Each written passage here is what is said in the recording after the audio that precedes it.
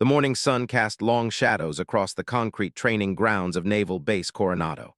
Lieutenant Sarah Chen adjusted her standard-issue uniform one last time before stepping through the gates that would change everything.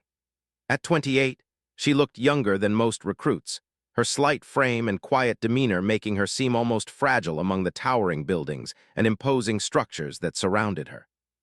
Sarah had spent the last 3 years preparing for this moment, but not in the way anyone would expect. While most people knew her as a soft-spoken computer programmer from Portland, Oregon, the truth was far more complex. Her journey to this naval base had begun long before she ever submitted her enlistment papers. The story started when Sarah was just 16 years old. Her older brother Marcus had been deployed to Afghanistan as a Navy SEAL, and for 2 years, he sent letters home describing the incredible bond between his teammates and the missions that pushed them beyond what they thought was possible. Sarah read every word, fascinated by the dedication and skill required to serve at such an elite level. Then came the phone call that changed everything. Sarah remembered her mother's scream echoing through their small house, followed by the words that would haunt her forever. "We regret to inform you that Petty Officer First Class Marcus Chen was killed in action while serving his country." At the funeral, Sarah met Commander James Rodriguez, Marcus's commanding officer. He spoke about her brother's courage and dedication, but what struck Sarah most was when he pulled her aside afterward. "Your brother talked about you constantly," he said. "He always said you had the mind and heart of a warrior, even if you didn't look like one." Those words planted a seed that grew slowly over the next decade. Sarah threw herself into her studies, earning a computer science degree while secretly training her body and mind for something she couldn't yet name. She learned martial arts, studied military history, and pushed herself physically in ways that surprised everyone who knew the quiet, bookish girl. The real turning point came 5 years later when Sarah was working as a cybersecurity analyst for a government contractor. During a routine assignment, she uncovered a potential terrorist threat that could have resulted in hundreds of casualties. Her quick thinking and technical skills helped prevent a disaster, but the experience left her feeling empty. She had made a difference from behind a computer screen, but she wanted to honor her brother's memory in a more direct way. That night, Sarah made a decision that her family and friends thought was completely out of character. She walked into a Navy recruitment office and volunteered for the most challenging program they offered. The recruiter, Staff Sergeant Williams, looked at her small frame and quiet voice with barely concealed skepticism. "Ma'am, are you sure you're in the right place?" he asked. "We have excellent opportunities in communications and intelligence that might be more suitable for someone with your background." Sarah met his gaze steadily.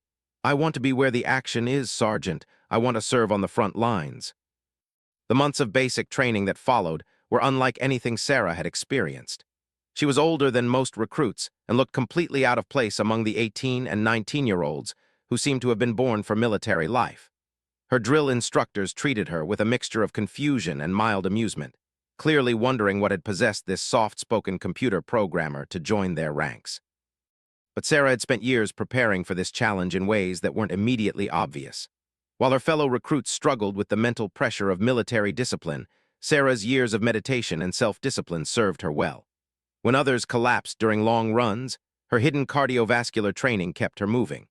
Most importantly, when complex tactical problems arose, her analytical mind found solutions that impressed even skeptical instructors. Still, she faced constant ridicule from some of her fellow recruits. Tommy Harrison, a former high school football star from Texas, seemed to take particular pleasure in making comments about Sarah's appearance and demeanor. "Hey, Chen," he would call out during breaks, "you sure you didn't mean to join the Coast Guard? Maybe they need someone to operate their computers." Sarah never responded to these taunts, which only seemed to encourage Harrison and his friends. They interpreted her silence as weakness, not understanding that Sarah had learned long ago to let her actions speak louder than her words. The harassment reached its peak during a particularly challenging obstacle course exercise. As Sarah struggled with a rope climb that seemed designed for someone twice her size, Harrison's voice carried across the training ground. "Look at that, guys. The programmer thinks she's going to save America one spreadsheet at a time." Even some of the instructors chuckled, and Sarah felt her face burn with embarrassment. But instead of giving up, she channeled her frustration into determination. That night, she returned to the obstacle course alone and practiced until her hands were raw and bleeding. She did the same thing every night for a week until she could complete the course faster than most of her male counterparts. As basic training neared its end, Sarah faced a choice that would define her military career. Her academic scores and technical background made her a prime candidate for intelligence work or communications, safe positions that would utilize her obvious strengths. But Sarah had a different goal in mind. Late one evening, she approached Chief Petty Officer Martinez, one of the few instructors who had shown her genuine respect throughout training. Martinez was a 20-year veteran with experience in special operations, and Sarah had noticed him watching her with interest during some of the more challenging exercises. "Chief Martinez," Sarah said, standing at attention in his office, "I want to request assignment to special warfare training." Martinez leaned back in his chair and studied her carefully. Special warfare was the Navy's term for its most elite units, including the SEALs. It was a path that few women had ever attempted and none had completed successfully. "Chen, you're a smart woman with valuable skills," Martinez said slowly. "You could have a comfortable career in intelligence or cyber operations. Why would you want to put yourself through the hell that special warfare training represents?" Sarah had prepared for this question, but when the moment came, she found herself speaking from the heart rather than reciting her practiced speech. "My brother was a SEAL, Chief. He died serving his country, and I want to continue his mission. But more than that, I know I have something to contribute.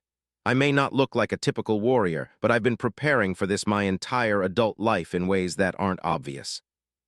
Martinez was quiet for a long moment, then opened a file on his desk. "Your scores are certainly impressive, Chen. Top 5% in physical fitness despite your size. Perfect marks on tactical thinking exercises. And I've watched you lead study groups and help struggling recruits without being asked." He paused and looked up at her. "But special warfare isn't just about individual performance. It's about earning the respect and trust of teammates who will literally depend on you for their lives. Are you prepared for that level of scrutiny?" Sarah thought about all the ridicule she had endured, all the doubts and skeptical looks. "I understand that respect has to be earned, Chief. I'm not asking for special treatment. I just want the opportunity to prove myself." Martinez nodded slowly. "I'll submit your request, Chen, but I want you to understand something. If you're accepted into the program, you'll face challenges that will make basic training look like summer camp. The failure rate is over 80%, and that's among candidates who were specifically recruited for their physical and mental toughness." Sarah stood straighter. "I understand, Chief, and I'm ready." What Sarah didn't tell Martinez was that her preparation for this moment had been far more extensive than anyone realized. During her years as a civilian, she had sought out former special operations personnel who were willing to train her in secret. She had learned advanced combat techniques, wilderness survival, and tactical thinking from men who had served in the most elite units in the military. Her computer programming job had been deliberately chosen to provide flexibility for this training. While her coworkers thought she was simply a fitness enthusiast who enjoyed hiking on weekends, Sarah was actually undergoing a rigorous conditioning program designed by former Navy SEALs. More importantly, Sarah had studied the psychological aspects of special operations training extensively. She understood that the physical challenges were only part of the test. The real challenge was mental resilience and the ability to function effectively under extreme stress while maintaining the trust and respect of teammates. As basic training graduation approached, Sarah received word that her request for special warfare training had been approved. She would report to Naval Amphibious Base Coronado in California for the beginning of what would either be the most challenging experience of her life or the end of her military career. The night before graduation, Sarah sat alone in her barracks, writing a letter to her parents. She tried to explain her decision to pursue the same dangerous path that had claimed her brother's life, but the words seemed inadequate. "Mom and Dad," she wrote, "I know this isn't what you wanted for me when I enlisted. You probably hoped I would serve safely behind a desk somewhere, using my computer skills to support the mission from a distance. But I need you to understand that this is something I have to do. Marcus died believing in something bigger than himself, and I want to carry on that legacy in my own way." The graduation ceremony was a proud moment for Sarah's family, who had traveled from Portland to watch her complete basic training. Her parents beamed as she marched across the stage, but Sarah could see the worry in their eyes when she explained her next assignment. "Special warfare training? her father asked, his voice filled with concern. Sarah, that's the same program that Marcus went through. You know how dangerous that path can be. Sarah hugged her parents tightly. I know, Dad, but I also know that I'm not the same person who left Portland 6 months ago. This training has shown me capabilities I never knew I had. I need to see how far I can push myself. Her mother wiped away tears. We trust your judgment, sweetheart, but promise us you'll be careful. We can't lose another child to this life. As her family drove away after the ceremony, Sarah felt a mixture of excitement and apprehension about what lay ahead. She knew that the next phase of her journey would test everything she had learned about herself and force her to confront challenges that would make basic training seem simple by comparison. That evening, as she packed her belongings for the transfer to Coronado, Sarah found a letter that had been slipped under her door. It was from Chief Martinez, and it contained a single paragraph that would stay with her through everything that followed. Chen, I've been training warriors for over 2 decades, and I've learned to recognize potential in places where others see weakness. You have something special, something that can't be taught or manufactured. Trust in your preparation, believe in your purpose, and never let anyone convince you that you don't belong where you're going. Your brother would be proud. Sarah folded the letter carefully and placed it in her wallet, next to a photo of Marcus in his SEAL uniform. Tomorrow, she would begin the most challenging chapter of her life, but tonight, she felt ready for whatever lay ahead. The bus ride to Coronado gave Sarah time to reflect on the journey that had brought her to this point. She thought about all the people who had doubted her capabilities and all the obstacles she had overcome through patience and determination. Most importantly, she thought about her brother and the legacy she hoped to honor through her service. As the bus pulled through the gates of Naval Amphibious Base Coronado, Sarah saw groups of trainees running in formation, their faces set with determination and exhaustion. Soon, she would be among them, facing challenges that would push her beyond anything she had previously experienced. But Sarah Chen was not the same uncertain young woman who had walked into a recruitment office 2 years earlier. She was a warrior in the making, shaped by loss, strengthened by adversity, and driven by a purpose that ran deeper than anyone around her could understand. The real test was about to begin, and Sarah was ready to prove that sometimes the most unlikely candidates possess the qualities that truly matter when everything is on the line. The alarm clock pierced the darkness at 4:30 hours, but Sarah Chen was already awake. She had learned during basic training that being ready before you needed to be was a crucial survival skill. As she quietly dressed in her PT gear, the other candidates in her barracks were still fumbling for their uniforms in the pre-dawn darkness. Special Warfare Training Phase 1 had officially begun 3 days ago, and already the class had shrunk from 42 candidates to 38. 4 young men who had seemed supremely confident during the initial briefings had quietly disappeared during the first 72 hours of evaluation. Sarah wondered how many would remain by the end of the first week. The training compound at Coronado was unlike anything Sarah had experienced during basic training. Every structure, every piece of equipment, every carefully maintained detail spoke to a level of excellence that went far beyond normal military standards. This was where America's Naval Special Operations Forces were born, and the atmosphere reflected the gravity of that mission.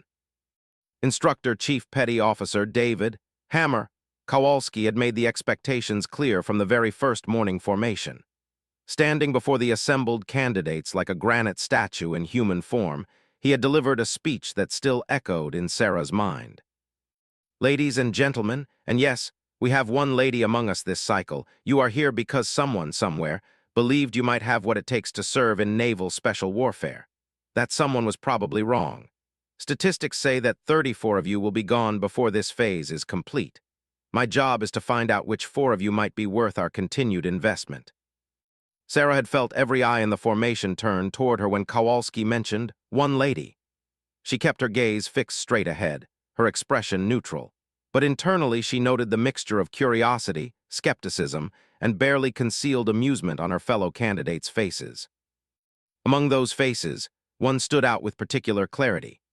Petty Officer Jake Morrison, a former college wrestler from Ohio, had made it clear from the first day that he considered Sarah's presence in the program to be some kind of politically correct experiment that would inevitably fail. Morrison was everything that Hollywood casting directors would choose for a special operations role. 6 feet 3 inches of solid muscle, with a square jaw and the kind of confidence that came from a lifetime of physical dominance. "This is going to be interesting," Morrison had said loudly enough for Sarah to hear as they formed up for their first physical training session. "I wonder how long the diversity hire is going to last." Sarah had learned from her brother's letters that special operations training was designed to create stress in every possible dimension. Physical exhaustion was just the beginning. The real challenge was maintaining mental clarity, emotional control, and team cohesion while operating far beyond normal human comfort zones. Understanding this helped her put Morrison's comments in perspective. He was either naturally hostile or was using intimidation as a strategy to eliminate what he saw as weaker candidates. The physical training regimen was unlike anything Sarah had experienced, even during her secret preparation with former special operations personnel. 6-mile runs in boots and full gear before breakfast were considered warm-ups. The obstacle courses were designed not just to test physical capability, but to create scenarios where candidates had to overcome their instinctive fears while maintaining tactical awareness. Sarah's small stature, which had been such a source of ridicule during basic training, actually proved advantageous in some situations. While larger candidates struggled with rope climbs and confined space exercises, Sarah moved through these challenges with an efficiency that began to draw attention from the instructors. But it was during the underwater confidence training that Sarah first demonstrated capabilities that surprised everyone, including herself. The exercise involved swimming 50 meters underwater while wearing full combat gear, then treading water for 20 minutes while performing complex mental calculations. The psychological pressure was intense, designed to simulate the stress of combat diving operations, where a single mistake could mean death for an entire team. One by one, candidates attempted the challenge. Some failed immediately, panicking as soon as they submerged and had to be pulled from the pool by safety divers. Others made it partway through the swim before running out of air and surfacing early. Morrison completed the challenge, but barely, emerging from the pool gasping and visibly shaken by the experience. When Sarah's turn came, she approached the pool with the same quiet intensity she brought to every challenge. What the instructors and other candidates didn't know was that Sarah had spent 2 years training with a former Navy diver who had taught her advanced breath control techniques used by commercial and military divers. Sarah entered the water like she was born to it. Her movements were smooth and efficient, conserving oxygen while maintaining steady progress toward the 50-meter mark. Underwater, she felt a peace that contrasted sharply with the chaos and stress that defined most of special operations training. This was where her hidden preparation showed most clearly. When Sarah surfaced at the 50-meter mark, she wasn't gasping or struggling like the other candidates had been. She immediately transitioned to the treading water phase, performing the required calculations with a clarity that suggested she wasn't experiencing the same oxygen debt that had challenged everyone else. Instructor Chief Kowalski watched this performance with the kind of professional interest that Sarah had learned to recognize. He wasn't surprised by excellence. After 20 years of training special operations candidates, he had seen extraordinary performances before. But something about Sarah's comfort in the water and her ability to maintain mental clarity under extreme physical stress had clearly caught his attention. After the exercise, as candidates were changing out of their wet gear, Morrison approached Sarah with what might have been meant as a friendly observation. "Not bad, Chen," he said, but his tone carried an undertone that made it clear he wasn't offering genuine praise. "I guess all those years staring at computer screens gave you time to learn how to hold your breath." Sarah looked up from organizing her gear. "Thank you for the feedback, Morrison. I'm sure your wrestling background helps with the physical challenges as well." Her response was polite but neutral, which seemed to frustrate Morrison. Sarah understood that he was looking for either deference or hostility, responses he could work with to maintain his psychological advantage. Neutral professionalism left him with nowhere to go. The academic portion of special operations training was where Sarah's background provided the most obvious advantages. Classes on tactics, weapon systems, navigation, and communications were areas where her analytical mind and technical education served her well. While other candidates struggled to absorb complex information after exhausting physical training sessions, Sarah found that mental challenges actually helped her recover from physical exertion. During a particularly complex navigation exercise, candidates were required to plan a multi-stage infiltration route using only paper maps, compass readings, and basic calculations. The scenario involved avoiding simulated enemy positions while reaching multiple objectives within a tight timeframe. Sarah completed the exercise in half the time required by most other candidates, and her solution included tactical innovations that impressed even the instructors. She had identified an approach route that none of the other candidates had considered, one that minimized exposure time while maintaining multiple escape options. Instructor Lieutenant Commander Sarah Walsh, one of the few female officers involved in special operations training, approached Sarah after reviewing her navigation exercise. "Chen, that was exceptional work," Walsh said. "Where did you learn to think tactically like that?" Sarah considered her response carefully. The truth was that she had spent years studying special operations case studies and had received informal training from former operators who had taught her to think beyond conventional solutions. But she knew that revealing the extent of her preparation might be seen as either impressive or problematic, depending on the instructor's perspective. "Ma'am, I've always been interested in problem solving," Sarah said. "I tried to approach this like any complex system analysis, identifying variables and optimizing for multiple outcomes." Walsh nodded, but Sarah could see that she was filing this information away for future reference. In special operations training, nothing went unnoticed, and every candidate's strengths and weaknesses were constantly being evaluated for future assignments. As the first week of training concluded, the psychological pressure began to intensify. Candidates were operating on minimal sleep, maximum physical stress, and constant evaluation. This was when personalities began to crack and hidden character flaws emerged. Morrison's hostility toward Sarah had evolved from casual mockery to something more focused and deliberate. He had begun organizing other candidates into informal alliances, creating social pressure designed to isolate Sarah from the group. During meal times, study sessions, and free time, Sarah found herself increasingly excluded from the camaraderie that was developing among the male candidates. The isolation strategy might have been effective against someone less prepared for psychological warfare, but Sarah had anticipated this possibility and had developed coping mechanisms during her years of preparation. More importantly, she understood that Morrison's behavior revealed more about his own insecurities than about her capabilities. The breakthrough moment came during a team-building exercise designed to test leadership and cooperation under pressure. Candidates were divided into teams of 6 and given a complex problem to solve. Evacuate simulated casualties from a hostile environment while working around various obstacles and time constraints. Sarah was assigned to Morrison's team, along with 4 other candidates who had shown varying levels of competence during previous exercises. Morrison immediately took charge, which was predictable given his personality and the informal leadership role he had established within the candidate group.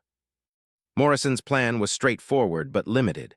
He assigned roles based on obvious physical capabilities and chose the most direct approach to each objective. It was the kind of plan that a high school football coach might develop: aggressive, simple, and relying primarily on individual strength rather than tactical innovation. Sarah listened to the plan during the brief preparation time, then raised her hand to speak. "Morrison, I think there might be a more efficient approach," she said. Morrison's expression immediately hardened. "Chen, this isn't a computer programming exercise. We need to move fast and hit hard. Just focus on keeping up with the team." Sarah nodded and said nothing more, but she had already identified several flaws in Morrison's approach that would likely result in failure or unnecessary casualties in a real-world scenario. When the exercise began, Morrison's team moved aggressively toward their first objective. They successfully reached the simulated casualty, but their approach had been so direct and noisy that they triggered multiple enemy response scenarios.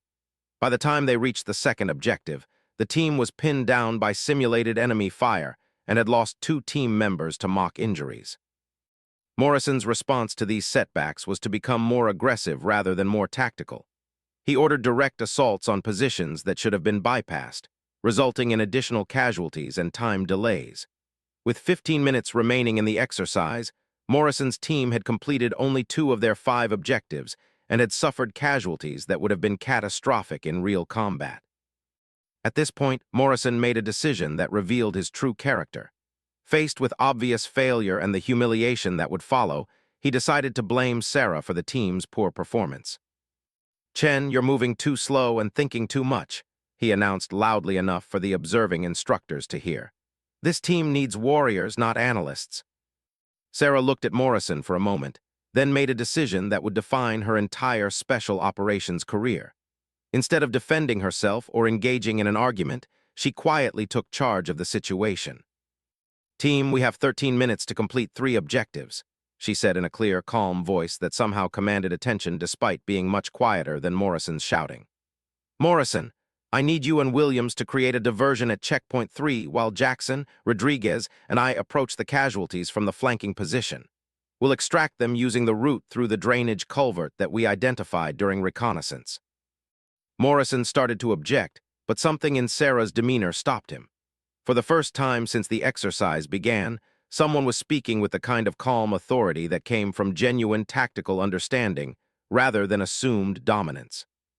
Sarah's plan was executed flawlessly. The diversion drew simulated enemy attention while her flanking team extracted the casualties using a route that avoided detection. They completed all remaining objectives with 3 minutes to spare and suffered no additional casualties. It was a textbook demonstration of tactical thinking under pressure. The instructors had observed this entire sequence with professional interest. They had seen Morrison's leadership failure and Sarah's spontaneous tactical innovation. More importantly, they had watched how the other team members responded to each leadership style under stress. After the exercise, Instructor Chief Kowalski gathered the team for debriefing. His analysis was blunt and professional. "Morrison, your initial plan was adequate for the opening phase, but you failed to adapt when conditions changed. In real combat, that kind of rigidity gets people killed. Chen, your tactical modifications were innovative and effective. More importantly, your ability to take charge without creating conflict demonstrated the kind of leadership we need in special operations." Morrison's face flushed with anger and embarrassment, but he said nothing. Sarah simply nodded and prepared for the next training evolution. That evening, as candidates cleaned their gear and prepared for another 4 hours of sleep before the next day's challenges, Sarah noticed that the social dynamics within the group had shifted subtly, but significantly. Several candidates who had previously followed Morrison's lead were now approaching Sarah with questions about tactics and training techniques. Morrison's response to this shift was to escalate his campaign of psychological warfare. If he couldn't maintain dominance through leadership and competence, he would try to eliminate Sarah through intimidation and social pressure. But Sarah Chen was no longer the uncertain young woman who had arrived at Coronado just days earlier. She was beginning to understand her own capabilities and the unique strengths she brought to special operations. More importantly, she was learning that respect in this environment was earned through performance under pressure, not through physical intimidation or social manipulation. The real test was just beginning, but Sarah was discovering that she was more prepared for this challenge than anyone, including herself, had imagined. The third week of special warfare training brought a level of intensity that pushed every candidate to their psychological and physical limits. Sleep deprivation had become a constant companion, with candidates averaging 3 hours of rest per night while maintaining a training schedule that would have been challenging for well-rested individuals. Sarah Chen found herself operating in a state of controlled exhaustion that had become strangely familiar. The training environment at Coronado had evolved into something that resembled a pressure cooker more than a traditional military school. Every exercise was designed to create multiple layers of stress simultaneously. Physical challenges pushed candidates beyond their perceived limitations, while psychological pressure tested their ability to maintain mental clarity and emotional control. Social dynamics within the group added another layer of complexity, as personalities clashed and alliances formed under extreme conditions. Sarah had adapted to this environment better than most, drawing on meditation and stress management techniques she had learned during her years of secret preparation. While other candidates showed obvious signs of strain, arguing with instructors or making careless mistakes during critical exercises, Sarah maintained the same quiet professionalism that had characterized her performance from the beginning. This consistency was beginning to draw attention from the instructional staff, but not necessarily in ways that Sarah found comfortable. Special operations training was designed to identify and eliminate weaknesses, but it was equally focused on recognizing exceptional capabilities that might be developed into strategic advantages. Chief Instructor Kowalski had begun including Sarah in advanced tactical discussions that were normally reserved for candidates who had progressed much further in their training. During evening planning sessions, he would ask for her input on complex scenarios, testing her ability to think strategically under pressure. "Chen, you're looking at a hostage rescue scenario in an urban environment," Kowalski said during one such session.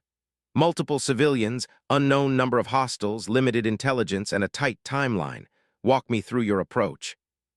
Sarah studied the scenario briefing for several minutes, her analytical mind processing multiple variables simultaneously. The other candidates in the session watched with interest, some genuinely curious about her tactical thinking, others waiting for her to reveal limitations that would validate their skepticism. "Chief, the limited intelligence is our biggest challenge," Sarah began. "I would recommend a two-phase approach. First, we deploy reconnaissance assets to gather real-time intelligence on hostile positions and civilian locations. Simultaneously, we establish multiple contingency plans based on different scenarios we might encounter." Kowalski nodded. "Reasonable. What's your primary assault strategy?" Sarah indicated several positions on the tactical map. "I would suggest coordinated diversionary tactics here and here, designed to draw hostile attention while primary assault teams approach from unexpected vectors. The goal is to create enough chaos among the hostiles that they can't effectively coordinate their response while maintaining precise control over our own elements." The plan Sarah outlined was sophisticated and well-reasoned, demonstrating a level of tactical thinking that impressed even experienced instructors. But her analytical approach also highlighted the growing tension between her capabilities and the expectations that some candidates had developed about her role in the program. Jake Morrison had watched this exchange with barely concealed frustration. During the past weeks, his informal leadership position within the candidate group had been steadily undermined by Sarah's consistent performance and tactical innovations. Morrison's response had been to escalate his psychological campaign against Sarah, but his efforts were becoming increasingly obvious and counterproductive. After the tactical discussion session, Morrison cornered Sarah in the equipment storage area, where they could speak without direct instructor oversight. "You know what your problem is, Chen?" Morrison said, his voice carrying the kind of aggressive undertone that had become his signature when dealing with Sarah. "You think this is some kind of academic exercise. You think you can analyze your way through combat." Sarah continued organizing her gear without looking up. "Is there something specific you want to discuss, Morrison? We have PT formation in 10 minutes. Morrison stepped closer, using his physical presence to create intimidation. "What I want to discuss is reality. When bullets start flying and people start dying, all your computer programming logic isn't going to help you. This isn't a video game, and you can't solve real combat with spreadsheets." Sarah finally looked up, meeting Morrison's gaze directly. "You're absolutely right, Morrison. When lives are on the line, performance is what matters. Not assumptions, not prejudices, not social dynamics, just performance." Morrison's face darkened. "You think you're proving something here? You think the instructors are impressed by your little tactical presentations? They're just being politically correct. Everyone knows you don't belong here." Sarah stood slowly, her movement deliberate and controlled. Despite Morrison's height advantage, something in her posture suggested that physical intimidation was not going to be effective. "Morrison, I understand that you feel threatened by my presence here," Sarah said quietly. "But your insecurity is becoming a distraction for the entire team. If you want to compete with me, do it through performance. Otherwise, focus on your own training and let me focus on mine." Before Morrison could respond, the sound of footsteps announced the arrival of other candidates preparing for the evening formation. Morrison stepped back, but his expression made it clear that this conversation was far from over.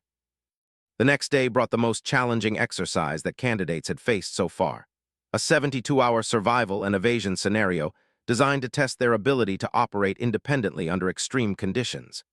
Candidates would be dropped individually in different locations, across a 50-square-mile training area with minimal equipment and no food. Their mission was to reach a designated extraction point while avoiding capture by instructor teams playing the role of hostile forces. The psychological pressure of this exercise was intense. After weeks of group training and constant instructor supervision, candidates were suddenly alone, hungry, and responsible for their own survival while accomplishing a complex mission.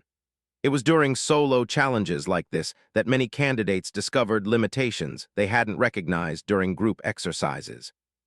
Sarah was dropped in a remote canyon area just before dawn, carrying only basic survival gear and a map showing her extraction point 12 miles away. The terrain was challenging, with steep hills, dense vegetation, and multiple water obstacles that would slow progress and create opportunities for the pursuing instructor teams to corner isolated candidates. What the instructors didn't know was that Sarah had spent 2 years training in similar environments with former special operations personnel who had taught her advanced survival and evasion techniques. She understood how to move silently through difficult terrain, how to find water and shelter in hostile environments, and how to avoid detection by experienced trackers. More importantly, Sarah understood the psychological challenge of operating alone under stress. Many candidates would panic when faced with the isolation and responsibility of solo operations. Others would become overly cautious, moving so slowly that they missed their extraction timeline. Sarah had trained specifically for this kind of mental challenge, learning to maintain tactical awareness and decision-making capability even when exhausted and under pressure. Sarah's approach to the exercise demonstrated the sophistication of her preparation. Instead of moving directly toward the extraction point, she spent the first several hours conducting reconnaissance of her area, identifying water sources, potential shelter locations, and the most likely routes that instructor teams would use to hunt candidates. She moved primarily during dawn and dusk hours, when low light conditions provided concealment but still allowed for safe navigation. During the heat of the day, she rested in carefully selected positions that offered both concealment and multiple escape routes.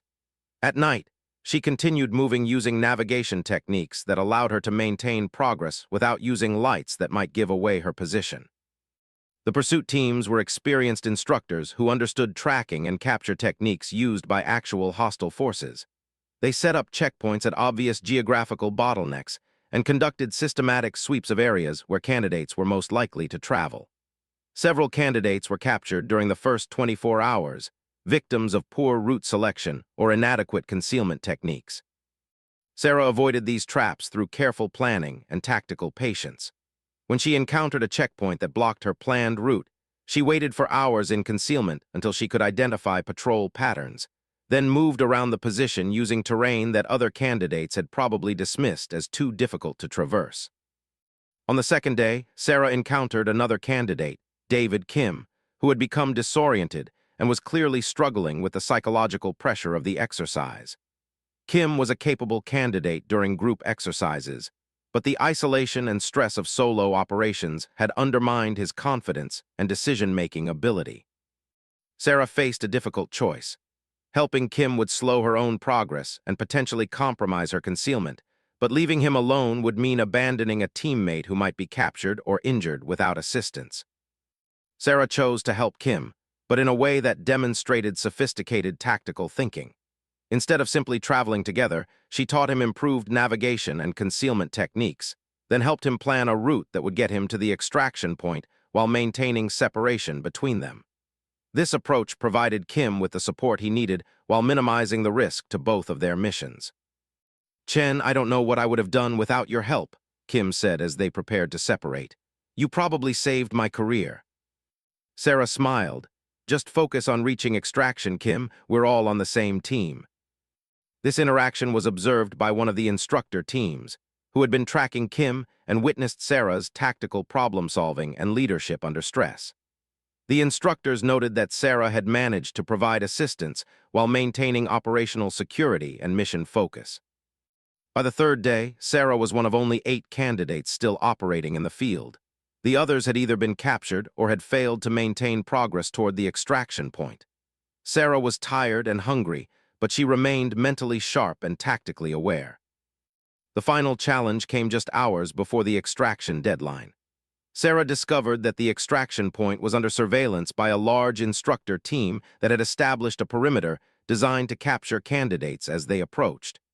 Most candidates would have either attempted a direct approach and been captured, or become too intimidated to attempt extraction at all. Sarah spent 2 hours observing the instructor positions, identifying their patrol patterns and communication procedures. She realized that the instructors expected candidates to approach from specific directions and had concentrated their surveillance accordingly. But there was an approach route through a steep ravine that would be extremely difficult to navigate but would avoid the main surveillance positions. Sarah's approach to the extraction point was a masterpiece of tactical patience and technical skill. She moved through terrain that the instructors had probably dismissed as impassable, using rope techniques to navigate steep sections, and moving with such care that she avoided detection even when passing within 50 meters of instructor positions. When Sarah emerged from the ravine and reached the extraction point, the instructor team was genuinely surprised. They had been tracking her general area but had lost contact when she entered the difficult terrain. Her successful extraction using an unexpected route demonstrated exactly the kind of innovative thinking and technical competence that special operations required. Chief Kowalski was waiting at the extraction point when Sarah arrived. "Outstanding work, Chen," he said. "You're the third candidate to reach extraction, and your route selection was the most sophisticated we've seen. How did you prepare for navigation in that kind of terrain?" Sarah considered her response carefully. "Chief, I spent a lot of time studying topographical maps and practicing navigation techniques during my civilian years. I knew that unconventional approaches would be necessary in a scenario like this." Kowalski nodded, but Sarah could see him filing this information away for future reference. Her performance during the survival exercise had clearly impressed the instructional staff, but it had also raised questions about the extent of her preparation and the capabilities she might be hiding. When all surviving candidates had returned to base, the results of the exercise were announced. Of the 28 candidates who had started the exercise, only 5 had successfully reached extraction without being captured. Sarah had not only completed the mission, but had done so using tactical innovations that demonstrated exceptional potential for special operations work. The announcement of these results created a shift in group dynamics that Sarah had not anticipated. Several candidates who had previously dismissed her capabilities were now approaching her with genuine respect and requests for training advice. Others seemed intimidated by her performance, uncertain how to relate to someone who had exceeded their own achievements by such a significant margin. Morrison's reaction was the most problematic. His informal leadership position had been completely undermined by Sarah's success, and his response was to escalate his campaign against her to a level that began to threaten unit cohesion. "She must have had help," Morrison announced loudly during the evening meal. "There's no way someone with her background could have performed that well without assistance." Several candidates looked uncomfortable with Morrison's accusations, but no one directly challenged him. Sarah realized that Morrison's escalating hostility was becoming a problem that would need to be addressed directly. The confrontation that would define Sarah's entire special operations career was approaching, and she was beginning to understand that her technical skills and tactical innovations would mean nothing if she couldn't establish her place within the warrior culture that defined special operations units. The real test was about to begin, and it would require Sarah to reveal capabilities that she had been carefully concealing since her arrival at Coronado. The 4th week of special warfare training brought an exercise that would fundamentally change how every candidate understood their own capabilities and limitations. Combat Training Phase Alpha was designed to simulate the physical and psychological pressures of actual combat operations, combining live-fire exercises with hand-to-hand combat scenarios and tactical problem-solving under extreme stress. Sarah Chen had been preparing for this phase since before she ever enlisted, but even her extensive secret training couldn't fully prepare her for the intensity of what lay ahead. Combat training in special operations was unlike anything taught in basic military programs. It was designed to create warriors who could function effectively in situations where conventional training would be inadequate. The combat training facility at Coronado resembled a small city, complete with buildings, vehicles, and sophisticated training systems that could simulate everything from urban warfare to hostage rescue scenarios. Every detail was designed to create maximum realism while maintaining enough safety protocols to prevent serious injuries. Chief Instructor Kowalski gathered the remaining 22 candidates for the initial briefing. The survival and evasion exercise had eliminated 6 more candidates, some through capture and others through medical issues or voluntary withdrawal. Those who remained represented the most capable and determined individuals from the original group, but Kowalski's expression suggested that further eliminations were inevitable. Ladies and gentlemen, you are about to begin the most challenging phase of your training to date, Kowalski announced. Combat Training Phase Alpha will test every skill you have developed and reveal capabilities you didn't know you possessed. More importantly, it will show you whether you have the mental and physical toughness necessary for special operations. The first exercise involved close-quarters combat scenarios, where candidates would face multiple opponents in confined spaces while accomplishing specific tactical objectives. The scenarios were designed to create overwhelming stress while requiring split-second decision-making and flawless execution of combat techniques. Sarah watched as the first candidates attempted the exercise. The scenarios were brutally realistic, with instructor opponents who used professional-level combat techniques and showed no mercy for hesitation or technical mistakes. Several candidates who had seemed supremely confident during previous training phases emerged from the combat scenarios visibly shaken by the intensity of the experience. Jake Morrison was among the first to attempt the exercise. His size and wrestling background served him well during the initial portions of the scenario, allowing him to overpower individual opponents through raw strength and aggression. But when faced with multiple attackers using sophisticated combat techniques, Morrison's approach became less effective. Morrison's performance was adequate but not exceptional. He completed the basic requirements of the exercise, but with unnecessary injuries and tactical mistakes that would have been costly in real combat. Most significantly, his approach relied primarily on individual strength rather than the tactical thinking and adaptability that special operations required. When Sarah's turn came, she approached the exercise with the same quiet intensity that had characterized all her previous performances. What the instructors and other candidates were about to discover was that Sarah's secret preparation had included extensive training in multiple martial arts disciplines, specifically chosen for their effectiveness in military combat situations. Sarah entered the first scenario facing 2 instructor opponents in a confined space designed to simulate the interior of a building during an urban warfare operation. Her opponents were experienced combat instructors who expected to overwhelm her through size and aggression, the same approach that had proven effective against most other candidates. What happened next would become legendary among special operations training stories. Sarah moved with a fluidity and precision that seemed almost impossible given her small stature. Instead of trying to match her opponent's strength, she used leverage and momentum to redirect their attacks while creating opportunities for counterstrikes. Her movements were economical and devastatingly effective, demonstrating a level of combat skill that suggested years of intensive training. The first opponent, a 6-foot-tall former Marine, found himself thrown to the ground in a matter of seconds through techniques that he didn't recognize but couldn't counter. The second opponent lasted slightly longer, but was similarly neutralized through a combination of strikes and submission techniques that left him immobilized but uninjured. Sarah completed the first combat scenario in less than half the time required by most candidates, and with a level of technical precision that impressed even the experienced instructor staff. But this was only the beginning of what would be a career-defining performance. The second scenario involved weapons retention and close-quarters shooting while under attack from multiple directions. Candidates were required to maintain control of their weapons while engaging targets accurately under extreme physical pressure. Sarah's performance in this exercise revealed another dimension of her hidden preparation. Her shooting accuracy under stress was exceptional, but more importantly, her ability to maintain tactical awareness while engaging multiple targets demonstrated the kind of combat effectiveness that special operations units needed in their operators. By the time Sarah had completed all the combat scenarios for the day, word had spread throughout the training facility about her extraordinary performance.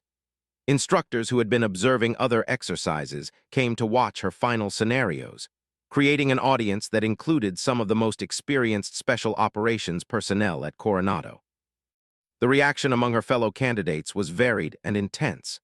Some, like David Kim, whom Sarah had helped during the survival exercise, were genuinely amazed and respectful of her capabilities. Others seemed intimidated by the revelation that they had been training alongside someone whose combat skills far exceeded their own. Morrison's reaction was the most problematic and predictable. Faced with undeniable evidence of Sarah's superior combat abilities, his response was to escalate his hostility to a level that threatened to become a serious disciplinary issue. "That was impressive theater, Chen," Morrison announced during the evening meal, speaking loudly enough to ensure that everyone in the dining facility could hear. "I'm sure those instructors went easy on you to make sure you looked good for the diversity cameras." Several candidates looked uncomfortable with Morrison's accusation, but the implications were serious enough that no one immediately challenged him. The suggestion that instructors were providing preferential treatment was exactly the kind of allegation that could undermine Sarah's credibility regardless of her actual performance. Sarah looked up from her meal and studied Morrison for a moment. She had been anticipating this escalation since her arrival at Coronado, and she understood that her response would determine not only her own future in the program, but also the respect and trust of her fellow candidates. "Morrison, I understand that my performance today was unexpected," Sarah said in a clear voice that carried throughout the dining facility. "If you have concerns about instructor bias, I'm sure Chief Kowalski would be happy to arrange for you to observe future training exercises." Morrison's face flushed with anger at Sarah's calm response. "I don't need to observe anything, Chen. What I need is for you to admit that you don't belong here and stop pretending to be something you're not." Sarah stood slowly, her movement deliberate and controlled. The dining facility had become completely quiet, with every candidate and several instructors watching what had become an inevitable confrontation. "Morrison, if you believe that my performance doesn't meet the standards expected of special operations candidates, then I invite you to demonstrate superior capabilities," Sarah said. "Otherwise, I suggest you focus on your own training rather than making accusations you can't support." Morrison stepped toward Sarah, using his size advantage to create physical intimidation. "You want a demonstration, Chen? I'll give you a demonstration." Before anyone could intervene, Morrison made a decision that would end his special operations career. He grabbed Sarah's arm with enough force to leave bruises, intending to physically dominate her in front of the assembled candidates and instructors. What happened next occurred so quickly that many witnesses would later disagree about the exact sequence of events. Sarah responded to Morrison's physical aggression with techniques that she had been hopping to keep concealed for several more weeks of training. Morrison found himself on the floor of the dining facility in less than 3 seconds, immobilized by a submission hold that left him conscious but completely unable to move. Sarah had used Morrison's momentum and size against him, demonstrating combat techniques that were far beyond what anyone expected from a candidate at her level of training. The silence that followed was profound. Every person in the dining facility understood that they had just witnessed something extraordinary, but the implications were complex and far-reaching. Chief Kowalski, who had been observing from across the room, approached slowly. His expression was carefully neutral, but Sarah could see him processing what he had witnessed and its implications for her continued training. "Chen, release Morrison and step back," Kowalski ordered. Sarah immediately complied, helping Morrison to his feet with the same calm professionalism she had maintained throughout the confrontation. Morrison was clearly shaken by the experience, his confidence undermined by the public demonstration of Sarah's superior combat abilities. "Morrison, report to my office immediately," Kowalski continued. "Chen, you'll report to my office in 30 minutes. The dining facility remained quiet as Morrison left, his departure marking the end of his informal leadership role within the candidate group. Several candidates looked at Sarah with expressions that ranged from amazement to wariness, unsure how to process what they had witnessed. 30 minutes later, Sarah stood at attention in Chief Kowalski's office, prepared for whatever consequences her actions might bring. She understood that physical confrontations between candidates were serious disciplinary matters, regardless of who had initiated the conflict. Kowalski studied her for a long moment before speaking. "Chen, Morrison has been removed from the program. Physical aggression against fellow candidates is absolutely unacceptable, and his behavior over the past several weeks had already put him on the edge of elimination." Sarah nodded but said nothing, waiting for Kowalski to address her own actions during the confrontation. Your response to Morrison's aggression was technically proficient and appropriately controlled, Kowalski continued. But it also raises questions about your background and training that we need to discuss. Sarah had been anticipating this conversation since her arrival at Coronado. She understood that her performance had exceeded what was possible with only basic military training, and experienced instructors would inevitably want to understand the source of her capabilities. Chief, I spent several years preparing for special operations training before I enlisted, Sarah said. I worked with former operators who taught me combat techniques and tactical thinking that I hoped would help me succeed in the program. Kowalski leaned forward with interest. What kind of training and with whom? Sarah took a deep breath. The time for concealment was over, and her future in special operations would depend on complete honesty about her preparation. Chief, after my brother was killed in Afghanistan, I made a decision to pursue special operations as a way of honoring his memory. I spent 3 years training with former SEALs and other special operations veterans who agreed to help me prepare. The training included combat techniques, tactical thinking, survival skills, and physical conditioning specifically designed for special operations requirements. Kowalski was quiet for several minutes, processing this information and its implications. Chen, that level of preparation is highly unusual for someone entering the program, he finally said. It demonstrates extraordinary dedication and foresight, but it also means that your performance to date hasn't been a true test of your potential. We've been evaluating you against standards designed for candidates with basic military training. Sarah understood the implications of Kowalski's observation. Her extensive preparation had allowed her to exceed normal performance standards, but it also meant that the training program hadn't yet pushed her to her actual limits. Chief, I understand that my background creates unusual circumstances, Sarah said, but my goal remains the same, to prove that I can contribute effectively to special operations units. Kowalski nodded slowly. Chen, based on what I've observed over the past few weeks, you have exceptional potential for special operations work. But potential isn't enough. We need to see how you perform when challenged at a level appropriate to your actual capabilities. Sarah felt a mixture of excitement and apprehension at Kowalski's words. She had been hoping to gradually reveal her capabilities over the course of training, but Morrison's confrontation had forced her to show her hand earlier than planned. Chief, I'm ready for whatever challenges you think are appropriate, Sarah said. Kowalski smiled for the first time since Sarah had met him. Chen, I'm going to recommend you for accelerated evaluation. Instead of continuing with standard candidate training, you'll be tested against standards typically reserved for operators with several years of field experience. Sarah understood the implications of this decision. Accelerated evaluation would mean facing challenges that were designed for personnel who had already proven themselves in combat operations. It would be the ultimate test of whether her preparation had been adequate for special operations reality. Thank you for the opportunity, Chief, Sarah said. I won't disappoint you. As Sarah left Kowalski's office, she realized that her journey had reached a critical turning point. The secret preparation that had defined her adult life was about to be tested against the most demanding standards in military operations. Everything she had worked for, everything she had sacrificed, would be evaluated in the coming days. The real test was about to begin, and Sarah Chen was finally ready to show the world what she was truly capable of accomplishing. The Accelerated Evaluation Facility was located in a restricted section of the Coronado base that most candidates never saw. Sarah Chen walked through corridors lined with photographs of Medal of Honor recipients and fallen heroes, understanding that she was about to face challenges designed for America's most elite warriors. Commander Rebecca Torres, the officer in charge of advanced evaluations, had reviewed Sarah's entire training record multiple times before this meeting. A 20-year special operations veteran with combat experience in 3 different theaters, Torres had personally evaluated hundreds of candidates for the Navy's most demanding assignments. Chen, your performance during standard candidate training has been exceptional, Torres began, studying Sarah across her desk. But exceptional performance in training doesn't always translate to effectiveness in real-world operations.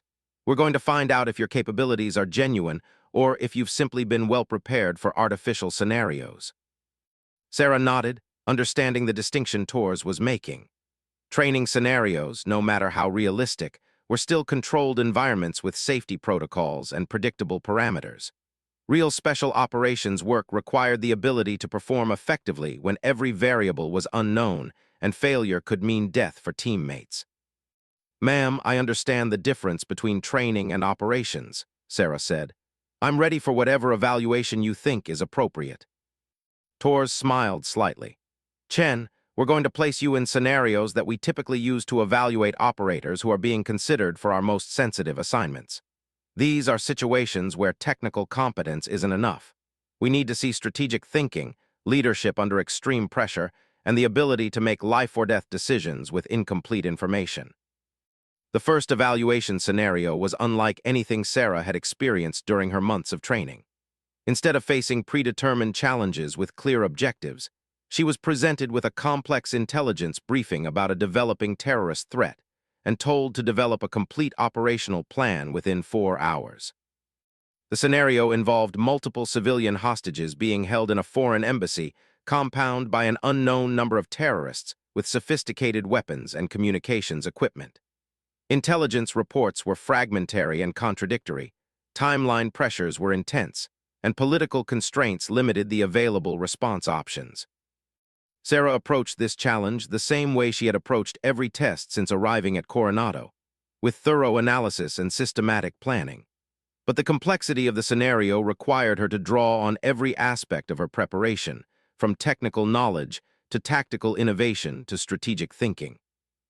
4 hours later, Sarah presented her operational plan to a panel of senior officers that included Commander Torres and several veteran special operations commanders. The plan was comprehensive and sophisticated, addressing everything from initial reconnaissance to post-operation security considerations. "Chen, walk us through your approach to the initial insertion," Commander Torres requested. Sarah indicated positions on the tactical display. "Ma'am, given the intelligence uncertainties, I recommend a phased approach beginning with covert reconnaissance to confirm hostile positions and civilian locations. Simultaneously, we establish overwatch positions to provide tactical support and emergency extraction capabilities." The questioning continued for 2 hours, with the evaluation panel probing every aspect of Sarah's plan for weaknesses or oversights. Sarah's responses demonstrated not only technical competence, but also the kind of strategic thinking that distinguished exceptional operators from merely capable ones. Colonel James Mitchell, a former Delta Force commander who was observing the evaluation, asked the most challenging question. "Chen, your plan is technically sound, but it's also complex and requires precise coordination between multiple elements. What happens when something goes wrong, as it inevitably will in real operations?" Sarah had anticipated this question, understanding that adaptability under pressure was one of the most critical qualities for special operations success. "Sir, the plan includes multiple contingency branches based on different failure scenarios. More importantly, each element is designed to maintain operational capability even if other components are compromised. The goal is to create resilience rather than perfection." The evaluation panel exchanged glances that Sarah couldn't interpret, but she sensed that her responses had met their professional standards. What she didn't realize was that her performance had exceeded what they typically saw from operators with years of field experience. The second evaluation phase involved live-action scenarios where Sarah would face simulated combat situations with real-time decision-making requirements and actual physical danger. These scenarios used live ammunition, explosive devices, and professional role players who were trained to respond unpredictably to create maximum realism. Sarah was briefed on a hostage rescue scenario that would test every aspect of her training simultaneously. She would lead a 4-person team into a building complex where civilian hostages were being held by terrorist role players. The scenario included multiple unknown variables, time pressure, and the possibility of civilian casualties if mistakes were made. The team members assigned to Sarah were experienced special operations instructors who had been told to follow her lead, but provide no assistance with tactical planning or decision-making. This was Sarah's opportunity to demonstrate leadership under pressure while being evaluated by subordinates who were far more experienced than she was. Sarah spent 30 minutes studying building plans and intelligence reports, then briefed her team on the operational approach she had developed. Her briefing was clear and comprehensive, addressing contingencies and assigning responsibilities with the confidence of someone who had been leading combat operations for years. Team, our primary objective is hostage rescue with 0 civilian casualties, Sarah began. Secondary objectives include intelligence gathering and capture of terrorist leadership if possible. Rules of engagement prioritize civilian safety above all other considerations. The team members, all veteran instructors, listened to Sarah's briefing with professional interest. They had evaluated hundreds of candidates over the years, and Sarah's tactical planning and leadership style demonstrated capabilities that were far beyond normal candidate levels. When the live-action scenario began, Sarah led her team through the building complex with tactical precision and strategic awareness that impressed even experienced evaluators. Her approach was methodical but flexible, adapting to changing conditions while maintaining focus on the primary mission. The breakthrough moment came when Sarah's team encountered an unexpected situation that wasn't part of the original scenario planning. One of the terrorist role players had improvised a situation where 2 civilian hostages were being held at gunpoint in a position that made direct rescue impossible without significant risk. Most candidates, when faced with unplanned complications during evaluation scenarios, either became paralyzed by indecision or made aggressive moves that would have resulted in civilian casualties. Sarah's response demonstrated the kind of tactical innovation and strategic thinking that distinguished truly exceptional operators. Instead of attempting a direct assault or negotiating with the terrorists, Sarah quickly developed an alternative approach that used misdirection and coordinated movement to create an opportunity for simultaneous hostage rescue and terrorist neutralization. Sarah positioned 2 team members to create a distraction while she and the 4th member approached from an unexpected angle. The execution required precise timing and flawless coordination, but the result was textbook special operations. All hostages rescued safely and all terrorists neutralized without casualties. The scenario had been designed to be nearly impossible to complete perfectly, but Sarah's team had achieved exactly that result through tactical innovation and professional execution.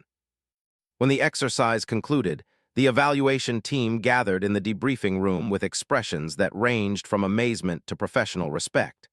Colonel Mitchell, who had been observing the entire scenario, spoke first.